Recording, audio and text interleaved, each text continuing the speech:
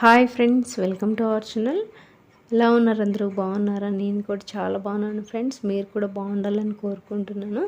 ఈరోజు అయితే నేను ఒకేసారి మీకు కొన్ని డిఫరెంట్ టైప్ ఆఫ్స్ దోశల్ని ఏ విధంగా ఈజీగా ప్రిపేర్ చేసుకోవాలి అనేది చూపిస్తున్నాను. ఇలా చేస్తే మనకి చిన్నపిల్లల దగ్గర నుంచి పెద్దవాళ్ళ వరకు ఎవరైనా సరే చాలా ఇష్టంగా తినేస్తారు ఫ్రెండ్స్.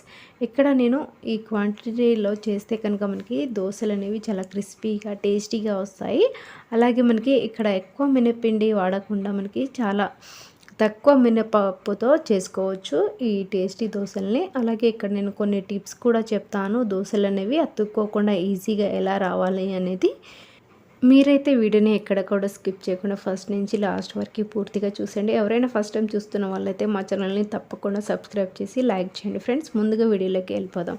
ఇక్కడైతే నేను ఈ పావు కప్పు మినపప్పుని ముందుగా ఒక బౌల్లోకి వేసుకుంటున్నాను చూడండి. దీనిని అయితే ఫస్ట్ కడుక్కొని ఆ తర్వాత ఇందులో ఒక స్పూన్ వరకు జీలకర్ర, అలాగే ఒక స్పూన్ వరకు ధనియాలు, ఒక చెక్క దాల్చిన చెక్క, అలాగే ఒక 4 లేదా 5 లవంగాలు వేసుకుంటున్నాను. అలాగే ఒక 3 ఇలాచీలు వేస్తున్నాను. ఆ తర్వాత ఒక హాఫ్ టీ స్పూన్ అంత లేదా 1 స్పూన్ వరకు వామాను కూడా వేసుకుంటున్నాను. ఒక 2 చిన్న సైజ్ బిర్యానీ ఆకులు, అలాగే ఒక పావు టీ స్పూన్ అంతా మెంతి పొడిని కూడా వేసుకుంటున్నాను. ఇక్కడ మీరు మెంతి పొడి లేకపోతే డైరెక్ట్గా మెంతులైనా వేసుకోవచ్చు. ఇక్కడ నాకు పొడి ఉంది కాబట్టి పొడి అయితే వేసుకుంటున్నాను. వీటన్నిటిని వేశాక ఇందులో మనం మంచి నీళ్ళని వేసుకొని నానబెట్టుకోవాలి ఒక 6 గంటల పాటు. పొట్టుపప్పు కనుక ఉంటే ఒక 2 గంటల పాటు ఎక్స్ట్రాగా నానబెట్టుకోవచ్చు. ఇక్కడైతే ఒకటే రకమైన నేను మినపప్పు, అలాగే ఇక్కడ మీకు చూపించిన వస్తువులను మాత్రమే వేసుకున్నాను. ఇక్కడ శనగపప్పులు కానీ ఇంకా వేరే పప్పులు ఏది వాడకుండా చాలా టేస్టీగా క్రిస్పీగా మెత్తని దోశలు టిప్స్తో పాటు ఎలా చేసుకోవాలి అనేది చూపిస్తాను. ఇప్పుడైతే దీనిని నానబెట్టుకుంటున్నాను. మీరైతే ఎక్కడ కూడా స్కిప్ చేయకుండా చూసేయండి ఫ్రెండ్స్. ఆ తర్వాత ఇదే కప్తో నేను 6 కప్పుల వరకు బియ్యంని తీసుకుంటున్నాను చూడండి. ఇక్కడ మీకు వీడియోని స్కిప్ చేయట్లేదు. 6 కప్పులు వేసేదాకా మీకు డౌట్ ఉంటుంది కదా, ఈమె వేస్తుందా లేదా అనేసి. అందుకనే నేను 6 కప్పులు కూడా వేసేంత వరకు మీకు వీడియోలో కంటిన్యూగా చూపిస్తున్నాను చూడండి. 6 కప్పులు, 1 కప్పు మినపప్పుకి 6 కప్పుల రేషన్ బియ్యంని తీసుకున్నాను చూడండి ఇదే కప్పుతో.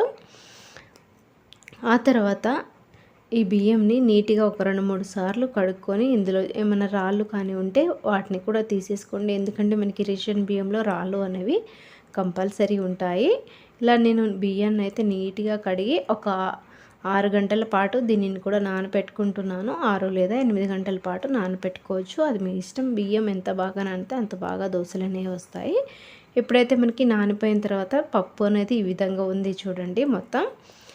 ఇప్పుడైతే నేను బియ్యంలో రాళ్ళు తీసుకోవాలని చెప్పాను కదా, ఆ గిన్నెలోంచి రాళ్ళు తీసుకొని ఒక బేషన్లో అయితే వేసుకున్నాను. ఫస్ట్ మిక్సీలో కొన్ని పప్పులను అయితే వేసుకుంటున్నాను చూడండి. బియ్యం అలాగే పప్పుల్ని రెండింటిని కూడా సగం సగం వేసుకొని గ్రైండ్ చేసుకోవాలి. ఎందుకంటే పప్పుని ఒకటే వేసుకుంటే మళ్ళీ బియ్యం అనేది కొంచెం సరిగా నలగదు కాబట్టి 2 కలిపి గ్రైండ్ చేసుకుంటే సరిపోతుంది. ఆ తర్వాత మనం ముందుగా నానబెట్టుకున్న నీళ్ళని కొంచెం ఇందులోకి వేసుకొని మెత్తని పేస్ట్లా గ్రైండ్ చేసుకోవాలి. గ్రైండ్ అయితే చేసుకుంటారు, చాలామందికి తెలుసు ఎలా చేసుకోవాలి అనేది. కాకపోతే ఇలా మనకి స్మూత్ పేస్ట్లా చేసుకుంటే మనకి దోశలు అనేవి చాలా బాగా వస్తాయి. మనకి పలుకులు ఏమీ లేకుండా ఇలా కొంచెం చిక్కగా ఉండే విధంగా గ్రైండ్ చేసుకోవాలి, ఎక్కువ నీళ్ళు వేయకుండా. ఇక్కడ నేను గ్రైండ్ చేసుకునేటప్పుడు ఈ విధంగా వేసుకొని ఒక 4 సార్లు అయితే మిక్సీ పట్టుకున్నాను చూడండి. ఇలా 2 సార్లు అయిపోయింది కదా. నెక్స్ట్ దాంట్లో నేను ఒక టిప్ చెప్తున్నాను చూడండి. మనకి దోశలు బాగా రావాలి అన్నా, క్రిస్పీగా లేదా మెత్తగా రావాలి అన్నా మనకి ఈ విధంగా నేను నైట్ మిగిలిన అన్నాన్ని కానీ పొద్దున మిగిలిన అన్నం ఉంటుంది కదా, అందులోంచి ఇక్కడ మనకి గరిట ఉంది కదా, ఈ గరిటతో నేను ఒక గరిట అలాగే ఇంకొంచెం అయితే రైస్ని చిన్న ఈ ముక్కనైతే వేసుకున్నాను ఒక గరిట పైన. ఆ తర్వాత ఇందులో నీళ్ళని వేసి మెత్తని పేస్ట్లా గ్రైండ్ చేసుకుంటే మనకి దోశలు కానీ ఇడ్లీ కానీ చాలా మెత్తగా టేస్టీగా వస్తాయి. దోశల పిండి కానీ లేకపోతే ఇడ్లీ పిండిలో అయినా కొంచెం అంత రైస్ని వేసుకుంటే చాలా బాగుంటుంది. మీరు కూడా ఒకసారి అయితే ట్రై చేయండి, చాలా బాగా వస్తాయి. మనకి పిండి కూడా మంచిగా ఉబ్బుతుంది, మెత్తగా వస్తాయి దోశలు అయితే. ఈ విధంగా అయితే నేను మొత్తం పిండిని అయితే రుబ్బేసుకున్నాక మొత్తం ఈ బియ్యం పిండి అలాగే మనం వేసుకున్న రైస్ అంతా కూడా మొత్తం మిక్స్ అయ్యేలాగా కలుపుకుంటున్నాను. ఇక్కడ మీరు ఒకటి గుర్తుపెట్టుకోండి, రైస్ అన్నం అనేది ఎక్కువ వేయకూడదు. ఎక్కువ వేసినా కష్టమే, తక్కువ వేసినా కష్టమే. ఎందుకంటే ఇక్కడ నేను తీసుకున్న క్వాంటిటీకి 6 కప్పుల బియ్యం, అలాగే 1 కప్పు మినపప్పుకి ఒక గరిట, కొంచెం ఒక పెద్ద సైజు గరిట ఉంటుంది కదా, మరీ పెద్దది కాదు, మీడియం సైజు గరిటతోనే ఒకటి వేసుకున్నాను. ఎక్కువ వేసుకుంటే మనకి దోశలు అనేవి విరిగిపోతాయి. సో చూసి జాగ్రత్తగా వేసుకోండి. ఆ తర్వాత మనం ఈ పిండి ఎంత బాగా కలిస్తే మనకి పిండి అంతా కూడా అంత బాగా నానిపోయి చక్కగా పొంగుతుంది. చేయితో నేను మొత్తం ఈ విధంగా కలిపేసుకున్నాను. ఇది చిన్న సైజు గిన్నె కాబట్టి ఒకటే దాంట్లో పట్టదు, అందుకనే 2 గిన్నెల్లో ఉండే విధంగా నేను పిండిని అయితే సెట్ చేసుకుంటున్నాను. ఒకటే గిన్నె కాబట్టి ఇక్కడ మనకి పిండి అనేది కొంచెం కింద పడిపోతుంది కొంచెం పొంగేటప్పుడు. అందుకనే ఈ విధంగా నేను ఒక పక్కకి తీసుకుంటున్నాను సగం పిండిని అయితే. ఇక్కడ నేను స్టీల్ గిన్నె అనేది కొంచెం చిన్న సైజు ఉంది కాబట్టి ఇందులోంచి పిండిని కూడా తీసేసుకొని వేరొక గిన్నెలోకి వేసుకుంటున్నాను. ఇప్పుడైతే దీనికి మూత పెట్టేసి నానబెట్టుకుంటున్నాను. ఇందులో ఉన్న పిండిని అయితే ఇలా పెద్ద సైజు ఉన్న గిన్నెలోకి వేసుకుంటున్నాను. ఈ విధంగా చేసుకుంటే మనకి పిండి అనేది ఒకవేళ పొంగినా కూడా లోపలనే ఉంటుంది, బయటికి పడకుండా ఉంటుంది. దీనిని నైట్ అంతా ఒక 6 లేదా 8 గంటల పాటు నానబెట్టుకుంటే సరిపోతుంది. ఇక నైట్ రుబ్బిన తర్వాత ఇక నైట్ అంతా నానబెట్టేసాను. చూడండి పిండి అంతా కూడా మనకి కొంచెం పొంగింది, చూసారు కదా. ఇలా పొంగితే సరిపోతుందండి. మనకి మరీ ఎక్కువగా పొంగినా కూడా పొంగుతుంది, కాకపోతే మనకి ఎక్కువ టైం పడుతుంది. అలా అవసరం లేదు, కొంచెం ఇలా పొంగినా సరిపోతుంది మనకి పిండి అనేది.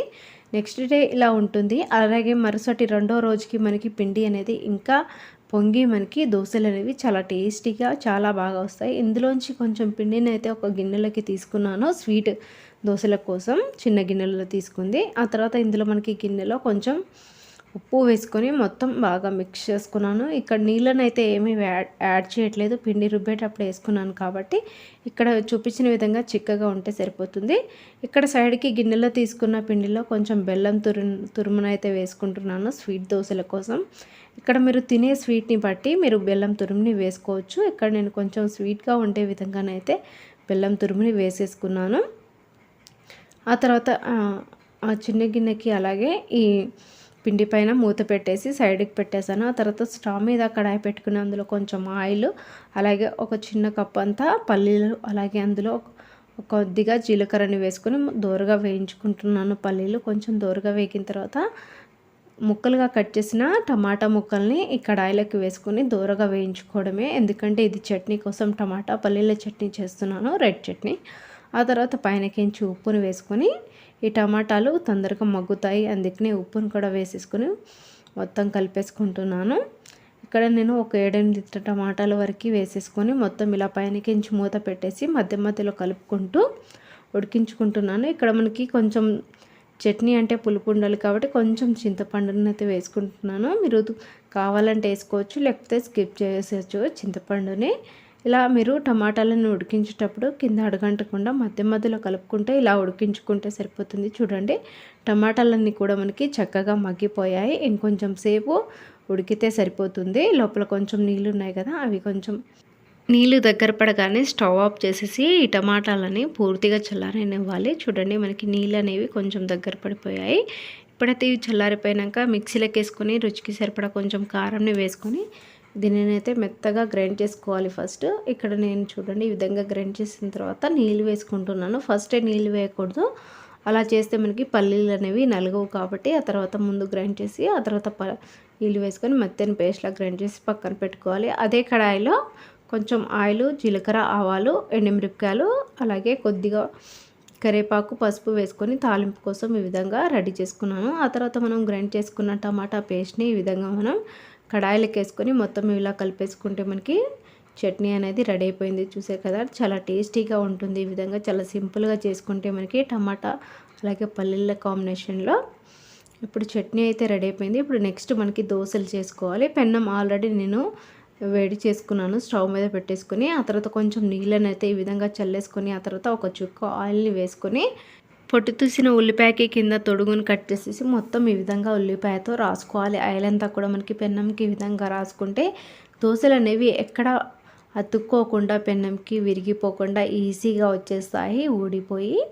ఆ తర్వాత పిండిని మరొకసారి మొత్తం ఇలా కలిపేసుకొని ఒక గరిటె పిండిని తీసి మనం పెన్నం పైన వేసేసి సన్నని దోశలా వేసుకోవాలి. ఇక్కడ మీకు సన్నగా అయినా వేసుకోవచ్చు లేదా మందంగా అయినా వేసుకోవచ్చు. కానీ దోశ పిండిని ఇలా గరిటె తిప్పేటప్పుడు మాత్రం మంటని సిమ్లో పెట్టుకుని తిప్పితే మనకి పిండి అనేది ఫాస్ట్గా వేగిపోయి మందంగా రాకుండా సన్నగా వస్తుంది. ఆ తర్వాత పైనకించి కొంచెం ఆయిల్ని ఈ విధంగా రాసుకుంటే మనకి దోశలు అనేవి ఈజీగా వచ్చేస్తాయి. ఫస్ట్ దోశ ఇలా వేగిన తర్వాత దీనిని అయితే తీసి పక్కన పెట్టుకుంటున్నాను. ఇది తినడం కాకుండా ఇలా సైడ్కి పెట్టేస్తాను అనమాట. అలాగే ఆ తర్వాత ఇందాక చేసినట్టుగా ఈ పెన్నం పైన కొంచెం నీళ్ళని అయితే చల్లేస్తున్నాను చూడండి. ఇందాక చేసినట్టుగా ఇలా చల్లేసిన తర్వాత ఆల్రెడీ మనకి పెన్నం పైన నూనె అనేది ఉంటుంది కదా, దోశలకు వేసింది ఆ నూనెనే సరిపోతుంది. అందుకని ఇదే ఉల్లిపాయతో మళ్ళీ రాసేసి ఆ తర్వాత ఒక గరిట పిండిని తీసేసుకొని మళ్ళీ దోశని అయితే వేసుకుంటున్నాను. ఇంకొక దోశని ఇలా వేసేసిన తర్వాత మళ్ళీ కొంచెం ఆయిల్ని అయితే వేసేసుకొని మనకి దోశలను అయితే చేసుకోవచ్చు. ఇలా చేసుకుంటే మనకి దోశలు అనేవి చాలా క్రిస్పీగా టేస్టీగా వస్తాయి. ఇక్కడ మీరు దోశల్ని మెత్తగా కావాలన్నా మెత్తగా చేసుకోవచ్చు. ఇక్కడ చూడండి మనకి దోశలు కూడా మంచిగా కలర్లోకి వేగుతాయి. ఇక్కడ మనకి శనగపప్పు ఏకమైన మనకి మంచి రంగులోకి అయితే దోశలు అనేవి వస్తాయి. చూసారు కదా, మనకి పెన్నం పైనకి ఈ విధంగా ఈజీగా ఊడొచ్చేస్తుంది. ఇప్పుడైతే దీనిని ఇలా ఫోల్డ్ చేసేసి డైరెక్ట్గా ప్లేట్లోకి తీసుకోవడమే. కావాలంటే ఇంకో సైడ్ కూడా తిప్పుకోవచ్చు పెన్నం పైనే. ఇంకొక దోశని అయితే ఈ విధంగా వేసేసి ఆయిల్ లేకుండా చేస్తున్నాను. ఇది తాత కోసం అనమాట. దీనిపైన ఆయిల్ ఏమి వేయకుండా కొంచెం మందంగా ఉండే విధంగా చేశాను. ఎందుకంటే తాతకి క్రిస్పీగా కాకుండా కొంచెం మెత్తగా ఉండాలి కాబట్టి ఈ విధంగా కొంచెం మందంగా, మరీ ఎక్కువ మందంగా కాకుండా మీడియంలో ఉండే విధంగా చేసేసి ప్లేట్లో పెట్టేసి కొంచెం టమాటా చట్నీని వేసేసి తాతకైతే దోశ తినడం కోసం వేస్తున్నాను. చూడండి మనకి దోశలు కూడా ఎంత కలర్ఫుల్గా వచ్చాయో, టేస్ట్ కూడా చాలా బాగుంటుంది ఈ దోశలు అనేవి ఈ విధంగా చేసుకున్నా కూడా మనకి. ఎందుకంటే క్రిస్పీగా చేసే తాత తినలేడు. అలాగే మనకి ఆయిల్ వేస్తే తొందరగా అరగదు వాళ్ళకి కాబట్టి ఆయిల్ లేకుండా చేశాను తాతకి. ఇప్పుడైతే నెక్స్ట్ ఇంకొక దోశని సేమ్ ఇందాక చేసినట్టుగానే చేసేసుకొని ఇప్పుడైతే దీనిని ఇంకో వైపుకి తిప్పుకుంటున్నాను. నార్మల్గా క్రిస్పీ దోశలాగా చేసుకుంటున్నాను. ఆల్రెడీ ఒకసారి ఒక 2 సార్లు ఈ విధంగా మనం నూనె కొంచెం వేసి ఉల్లిపాయతో రాసుకుంటే మనకి దోశలు అనేవి టకాటకా ఈజీగా వాటంతట అవే ఊడి వచ్చేస్తాయి దోశలు అనేవి. చూసారు కదా, మనకి మంచి కలర్ఫుల్గా క్రిస్పీగా వచ్చాయి దోశలు అయితే. నెక్స్ట్ అయితే మళ్ళీ ఈ విధంగా నేను ఉల్లిపాయని రాసేసుకుంటున్నాను. మొత్తం నీళ్ళు మళ్ళీ చల్లాల్సిన అవసరం లేదు. ఫస్ట్ స్టార్టింగ్లో ఒక 2 సార్లు చల్లితే సరిపోతుంది. తర్వాత మనం డైరెక్ట్గా ఇలా ఉల్లిపాయని రాసేసుకొని దోశని అయితే వేసేసుకోవచ్చు. ఇక్కడైతే నేను ఈ దోశ పైన కొంచెం ఆయిల్ని ఈ విధంగా వేసేసి మెత్తగా ఉండే విధంగా చేసుకుంటున్నాను. ఎందుకంటే మనకి కొంచెం మెత్తగా కావాలి అనుకుంటే దోశలకి కొంచెం ఈ విధంగా మధ్యలో హోల్స్ని ఈ విధంగా పెట్టేసుకొని ఆయిల్ వేసుకుంటే మనకి తీసేటప్పుడు ఈజీగా ఉంటుంది. దోశలు అనేవి అతుక్కోకుండా ఈజీగా వచ్చేస్తాయి. ఆ తర్వాత మనం కొంచెం ఇది కలర్ అనేది ఎక్కువ బ్రౌన్ కలర్లో రాకముందే లైట్ కలర్లో రాగానే దీనిని తీసేస్తే మనకి దోశలు అనేవి మెత్తగా వచ్చేస్తాయి. మరీ క్రిస్పీగా రాకుండా ఇలా ముందే కనుక చేసుకుంటే మనకి కొంచెం క్రిస్పీగా కావాలనుకుంటే ఇంకొంచెం సేపు దీనిని తిప్పకుండా అలాగే ఉంచేస్తే మనకి దోశలు అనేవి క్రిస్పీగా వచ్చేస్తాయి. ఇప్పుడైతే మనకి దీనిని తీసి ప్లేట్లో అయితే పెట్టుకుంటున్నాను. మనకి మెత్తగా ఏ విధంగా వస్తుందో తర్వాత చూపిస్తాను. ఇప్పుడైతే టకాటక అన్ని దోశలన్నీ నేను రెడీ చేసుకుంటున్నాను. నెక్స్ట్ మళ్ళీ సేమ్ ఇందాక రాసినట్టుగా ఉల్లిపాయలని రాసేసి మళ్ళీ దోశనైతే వేసుకుంటున్నాను. ఇక్కడ మీరు కావాలంటే సన్నగా అయినా చేసుకోవచ్చు, కొంచెం మందంగా అయినా చేసుకోవచ్చు. క్రిస్పీగా కానీ, మెత్తగా కానీ, కారం దోశ కానీ, ఉల్లిపాయ దోశ కానీ ఏదైనా చేసుకోవచ్చు. ఇక్కడ మీరు కొంచెం ఉల్లిపాయని కట్ చేసి వేసుకుంటే ఉల్లిపాయ దోశ అయిపోతుందండి. చాలా టేస్టీగా ఉంటుంది ఈ విధంగా చేసుకుంటే. ఇక్కడైతే నేను 3 దోశలని ఈ విధంగా చేసుకున్నాను. ఇవైతే కొంచెం క్రిస్పీగా ఉన్నాయి దోశలు అనేవి. టేస్ట్ కూడా చాలా బాగుంటుంది ఈ టమాటా చట్నీ ఫ్లేవర్తో కనుక చేసుకుంటే. ఇక్కడ మా పిల్లలకి వేస్తున్నాను, వాళ్ళకి కొంచెం మెత్తగా ఉండేది విధంగా చేసుకున్నాను. చూడండి ఇక్కడ మనకి ఫోల్డ్ చేయగానే దోశ అంతా కూడా ఈ విధంగా మెత్తగా స్పాంజ్ లాగా మెత్తగా వచ్చేస్తుంది చేతిలోకి. ఇప్పుడైతే నేను చట్నీతో ఈ విధంగా తినిపిస్తున్నాను పిల్లలకి. వాళ్ళైతే చాలా బాగుంది అని చెప్తున్నారు టేస్ట్ అనేది. అండ్ ఇక్కడ మనకి ఒక కప్పు మినపప్పుకి 6 కప్పుల బియ్యంతో చేసినా కూడా మనకి దోసలనేవి క్రిస్పీగా, మెత్తగా అలాగే నూనె లేకుండా కూడా ఈజీగా చేసుకోవచ్చు. మనకి ఏ టైప్ దోసలు కావాలంటే ఆ టైప్ దోసలనైతే వేసుకోవచ్చు. దోసలు కూడా మంచి రంగులోకి వచ్చాయి. ఇక్కడ చూసారు కదా! నెక్స్ట్ అయితే ఈ విధంగా నేను పెన్నం పైన కొంచెం పిండిని వేసేసి మనకి ఇక్కడ మ్యాంగో ఫ్లేవర్లో దోసనైతే వేస్తున్నాను పిల్లల కోసం. ఇలా మనకి చిన్న పిల్లలు ఉంటారు కదా, వాళ్ళకి ఇలా ఫ్లేవర్లో కొంచెం ఇలా చేస్తే వాళ్ళు ఇష్టంగా తినేస్తారు. కొంచెం ఇలా ఈ విధంగా నేను దోసనైతే వేసేసాను. దోసని వేసేసాక ముందుగానే నేను మామిడికాయ ముక్కల్ని కొంచెం సన్నగా చిన్నగా కట్ చేసి పెట్టుకున్నాను.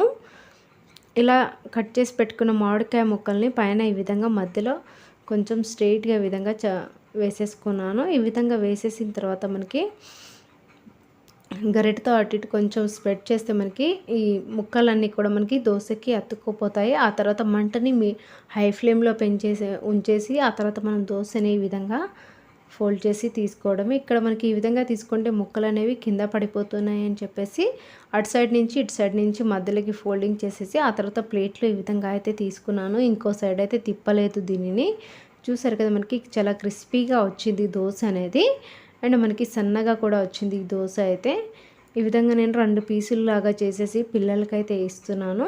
లోపల మనకి మామిడికాయ ముక్కలు ఉన్నాయి, వాళ్ళు కూడా ఇష్టంగా తింటారు ఈ విధంగా చేస్తే అనేసి ఈ విధంగా నేను ట్రై చేశాను. టేస్ట్ కూడా చాలా బాగుంటుంది ఫ్రెండ్స్. మీరు కూడా తప్పకుండా ట్రై చేయండి. మీ పిల్లలకైతే ఇలా చేసి పెట్టండి, వాళ్ళు కూడా చాలా ఇష్టంగా తింటారు. ఆ తర్వాత కొంచెం చిన్న పీస్ అయితే తీసుకొని ఇలా చట్నీతోనే అద్ది వాళ్ళకి తినిపిస్తున్నాను చూడండి. ఇలా చట్నీతో అయినా తినొచ్చు, లేదా నార్మల్గా డైరెక్ట్గా అలాగే తినేయచ్చు. మ్యాంగో ఉంటుంది లోపల కాబట్టి పిల్లలు చూడండి అలా చాలా ఇష్టంగా తినేస్తున్నారు. వాళ్ళకి చాలా నచ్చుతుంది ఇలా కనుక చేసి పెడితే. ఇలా మీకు మామిడికాయ అని కాదు, వేరే ఏదైనా ఫ్రూట్స్ ఉన్నా కూడా ఆ ఫ్రూట్స్ని కూడా పెట్టొచ్చు. యాపిల్ కానీ, లేకపోతే బనానా కానీ, లేకపోతే ఇంకా వేరే ఏదైనా ఫ్రూట్ ఉన్నా కూడా ఇలా చేసి పెడితే చాలా ఇష్టంగా తినేస్తారు ఫ్రెండ్స్. ఇప్పుడైతే నెక్స్ట్ స్వీట్ దోశ కోసం ముందే నానపెట్టుకున్నాను కదా పిండి, నేను చిన్న గిన్నెలో ఆ పిండిని మొత్తం ఈ విధంగా కలిపేసుకొని ఆ తర్వాత దీని పిండిని అయితే ఒక గరిట లేదా 2 గరిటెల పిండిని ఈ విధంగా వేసుకుంటున్నాను. ఇది కొంచెం దిబ్బ రొట్టెలాగా చేద్దామనేసి దీనిని స్ప్రెడ్ చేయకుండా అలాగే వేసేసి పిండిని ఆ తర్వాత కొంచెం ఆయిల్ని అయితే చుట్టూ వేసేసుకున్నాను. ఆ తర్వాత కొంచెం ఇది ఒక సైడ్ వేగగానే దీనిని ఇంకో సైడ్ తిప్పుకుంటున్నాను చూడండి. ఇదైతే ఈ విధంగా మనకి కొంచెం స్వీట్ దోశ కదా, కొంచెం అతుక్కున్నట్టుగా అనిపిస్తుంది. కాకపోతే మనం ఫస్ట్ దోశకి ఈ విధంగా అనిపిస్తుంది, నెక్స్ట్ దోశకైతే ఈజీగా వచ్చేస్తుంది. ఇప్పుడైతే దీనిని ఇంకోవైపుకి తిప్పేసుకుంటున్నాను. ఇలా నేను చేశానో లేదో ఆడొచ్చి ఎత్తుకొని వెళ్ళిపోయి తినేసాడండి. మీకు చూపిద్దామన్నా కూడా ఇది మళ్ళీ నాకు దొరకలేదు ఈ దోశ అయితే. ఈ విధంగా అయితే చేసేసి ప్లేట్లో పెట్టాను కదా, వాడొచ్చి తీసుకెళ్తాడు చూడండి. నెక్స్ట్ నేను పిండి వేసేలోపే ఇప్పుడైతే కొంచెం ఆయిల్ని ఈ విధంగా నేను డైరెక్ట్గా ప్రెస్తోనే రాసేస్తున్నాను. రాసేసిన తర్వాత మళ్ళీ డైరెక్ట్గా ఇక నేను గరిటెతో కాకుండా కొంచెం ఇలా గిన్నెతోనే పిండిని వేసేసి దీనిని అయితే కొంచెం సన్నగా చేద్దామని, కొంచెం మరీ సన్నగా కాకుండా కొంచెం సన్నగా చేద్దామని గరిటెతో కొంచెం స్ప్రెడ్ చేశాను దోశని. ఈ విధంగా ఇలా చేసేసి కొంచెం ఆయిల్ని అయితే వేసేసుకున్నాను. మనకి ఈ దోశ అయితే ఎక్కువ అతుక్కోకుండా ఈజీగా వచ్చేస్తుంది. మందంగా చేయడం కంటే ఇలా సన్నగా చేసుకుంటే మనకి ఈ దోశలు అనేవి బాగా వచ్చాయి.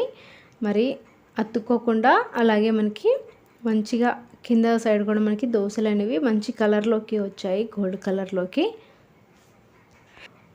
ఆయిల్ వేసేసిన తర్వాత ఒక 2 నిమిషాల పాటు మంటని హై ఫ్లేమ్లో పెట్టేసి అలా వదిలేస్తే మనకి దోశలు ఇలా తిప్పగానే ఈజీగా వచ్చేస్తాయి చూడండి.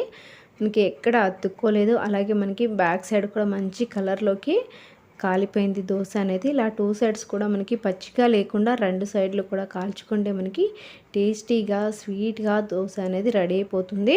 ఇక్కడ మనకి నార్మల్ దోశ చేసాం కదా, ఆ దోశ కంటే ఈ దోశ ఇంకా మెత్తగా ఉంటుంది. ఎందుకంటే మనకి ఇక్కడ బెల్లం వేసాం కాబట్టి అందుకనే ఇవి ఇంకా కొంచెం మెత్తగా వచ్చాయి. ఇక్కడైతే ఒక 4-5 ఈ విధంగా చేసుకొని రెడీ చేసుకున్నాను. ఆ తర్వాత ఈ దోశలో మధ్యలోకించి ఈ విధంగా మామిడికాయ చిన్న ముక్కలు ఆల్రెడీ కట్ చేసి ఉన్నాయి కదా, దాన్ని ఈ విధంగా పెట్టేసి ఈ మామిడికాయ లోపల పెట్టేసి ఈ విధంగా నేను దోశనైతే ఫోల్డింగ్ చేసేసాను. ఇలా ఫోల్డింగ్ చేసేసి మళ్ళీ ఇలా మనం చేయితోని ఈ విధంగా చిన్న పీస్ని కట్ చేసుకొని అయినా మనం చట్నీతో ముంచుకొని అయినా తినొచ్చు, లేదా డైరెక్ట్గా అయినా తినేయచ్చు ఫ్రెండ్స్. అది మీ ఇష్టం. మీరు ఎలా అయినా తినేయచ్చు.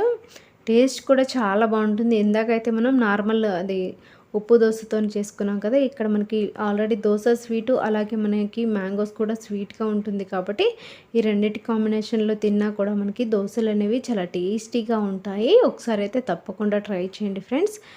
పిల్లలైతే ఖచ్చితంగా ఇష్టపడతారు. వద్దని కూడా చెప్పరు. అసలు మిగల్చరు కూడా. మా పిల్లలైతే చాలా ఇష్టంగా తిన్నారు. ఇక్కడ చూడండి, ఈ విధంగా నేను చేసిన కొద్దీ వాళ్ళు తింటూనే ఉన్నారు. ఇక్కడైతే మనకి చూడండి ఎంత సాఫ్ట్‌గా మెత్తగా వచ్చాయో స్వీట్ దోసలు కూడా. కలర్‌ఫుల్‌గా మనకి మంచి కలర్‌లోకి అయితే వేగిపోయాయి ఈ దోసలనేవి. ఇప్పుడు మనకి స్కూల్ స్టార్ట్ అయ్యే టైం దగ్గర పడింది కాబట్టి ఇలా మనం ఈజీగా ఇది టిఫిన్స్ని ప్రిపేర్ చేసి బాక్స్లో అయినా రెడీ చేసి పెట్టవచ్చు, వేరే ఫ్రూట్స్ ఫ్లేవర్లో అయితే. ఇక్కడైతే నేను ఇంకొక దోశనైతే ఈ విధంగా వేసుకుంటున్నాను చూడండి. ఇది వచ్చేసి మనకి ఈ స్వీట్ దోశ కాకుండా నార్మల్గా ఎగ్ దోశ కోసం ఈ విధంగా నేను చేసుకున్నాను చూడండి. ఇక్కడ నేను నార్మల్గా ఫస్ట్ ఒక గరిటె పిండిని వేసేసి దోశని చేసేసాక పైనకేంచి ఈ విధంగా ఒక గుడ్డుని పళ్ళకొట్టేసి అదే గరిటెతో మొత్తం ఈ విధంగా గుడ్డుని మొత్తం స్ప్రెడ్ చేసుకున్నాను. ఇక్కడ మీరు స్ప్రెడ్ చేసేటప్పుడు మంటని కొంచెం సిమ్లో పెట్టుకొని ఆ తర్వాత గుడ్డంతా స్ప్రెడ్ చేసిన తర్వాత ఈ విధంగా మంటని హై ఫ్లేమ్లో పెట్టేసి పైనకించి కొంచెం ఆయిల్ని వేసి ఉప్పు కారం అలాగే కొంచెం ధనియాల పౌడర్ని చల్లేసుకుంటే మనకి టేస్టీగా ఎగ్ మసాలా దోశ రెడీ అయిపోతుంది. దీనిని కావాలంటే ఇంకో సైడ్ని ఈ విధంగా తిప్పేసుకొని కాల్చుకోవచ్చు. మనకి గుడ్డు అనేది పచ్చిగా లేకుండా ఇలా 2 సైడ్స్ కాల్చుకున్న తర్వాత ప్లేట్లో అయితే తీసుకున్నాను ఫ్రెండ్స్. చూసారు కదా, మనకి ఎగ్ మసాలా దోశ అయితే రెడీ అయిపోయింది. కొంచెం స్పైసీగా కావాలంటే కొంచెం కారంని అయితే ఎక్కువ వేసుకోవచ్చు. లాస్ట్కి కొంచెం పిండి గరిటె కంటే ఎక్కువ ఉన్న పిండిని ఇలా పెన్నం పైన మొత్తం వేసేసి కొంచెం దోశని మందంగా ఉండే విధంగా చేసేసి దానిపైన ఒక 2 గుడ్లను అయితే పలగొట్టి ఈ విధంగా డబల్ ఎగ్ దోశని అయితే రెడీ చేసుకున్నాను. ఈ గరిటెతోనే మొత్తం ఈ విధంగా స్ప్రెడ్ చేసేసి పైన కొంచెం ఉప్పు కారంని చల్లేసి ఆ తర్వాత ఇంకో వైపుకి దీనిని తిప్పుకుంటున్నాను చూడండి. ఇది మనకి కొంచెం పిజ్జా టైప్లో వచ్చేసింది దోశ అనేది. ఎందుకంటే మనకి ఇది కొంచెం మందంగా ఉంది పిజ్జా లాగా. ఇక్కడైతే దీనిని ఈ విధంగా మొత్తం కూడా చుట్టూ ఈ విధంగా తిప్పేసుకుంటున్నాను. ఇంకో సైడ్కి ఈ విధంగా తిప్పేసుకొని 2 సైడ్స్ కూడా మనకి ఎగ్ అనేది పచ్చిగా లేకుండా ఉండడం కోసం ఈ విధంగా 2 సైడ్లు కాల్చుకొని ప్లేట్లో సర్వ్ చేసుకుంటే మనకి టేస్టీగా ఎగ్ దోశ పిజ్జా టైప్లో రెడీ అయిపోతుంది. దీనిని కావాలంటే కట్ చేసుకొని కొంచెం చాకుతోనైనా చిన్న చిన్న పీస్లుగా అయినా కట్ చేసి తినొచ్చు. చట్నీతోని తింటే టేస్ట్ అనేది చాలా బాగుంటుంది. పైనకించి కొంచెం స్పైసీగా ఉండాలని చెప్పేసి కొంచెం ఉప్పు కారం మసాలాని చల్లుకున్నాను ఫ్రెండ్స్. చూసారు కదా, మనకి ఇలా ఒకేసారి ఎన్ని రకాలు కావాలంటే అన్ని రకాల దోశలను అయితే ప్రిపేర్ చేసుకోవచ్చు. టేస్ట్ కూడా చాలా బాగుంటుంది ఫ్రెండ్స్. ఇక్కడ మీరు కావాలంటే ఇంకా వేరే డిఫరెంట్ టైప్ ఆఫ్ దోశల్ని కూడా రెడీ చేసుకోవచ్చు. డ్రై ఫ్రూట్స్ దోశ కానీ లేకపోతే ఇంకా వేరే ఏదైనా ట్రై చేయొచ్చు ఫ్రెండ్స్. ఈ వీడియో చూసాక ఎలా అనిపించిందో కామెంట్ సెక్షన్లో షేర్ చేయండి. మీరు కూడా తప్పకుండా ట్రై చేయండి. అలాగే వీడియోని అయితే తప్పకుండా లైక్ చేసి షేర్ చేసి సబ్స్క్రైబ్